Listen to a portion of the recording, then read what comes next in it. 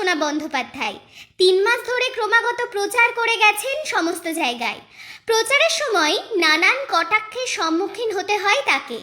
চারিদিকে তার বলা নানান কথা নিয়ে মিম পর্যন্ত তৈরি হয়েছিল। তার বিপরীত দিকে ছিলেন তার দীর্ঘদিনের বন্ধু সহ অভিনেত্রী লকেট চট্টোপাধ্যায়। তিনি আগে একবার জয়ীও হয়েছিলেন, অথচ রচনা এইবারেই প্রথম। সেদিন তিনি জানান, নিজে জিতে অন্যকে খাটো করাই তিনি বিশ্বাসী নন, বরং জেতার পর দায়িত্ব আরও অনেক বেড়ে গেল। আগামী 5 বছরে হুগলির জন্য নানান পরিকল্পনা করেছেন তিনি।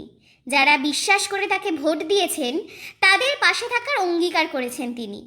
জেতার পর তার দায়িত্ব ব্যস্ততা যে আরও বেড়ে গেল তা আর বলার অপেক্ষা রাখে না।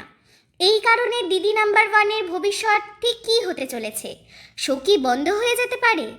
এই প্রশ্নের উত্তরে খানিক অভয় দিয়েই তিনি জানান, দুটো দিকেই তিনি সমানভাবে দায়িত্ব পালন করবেন।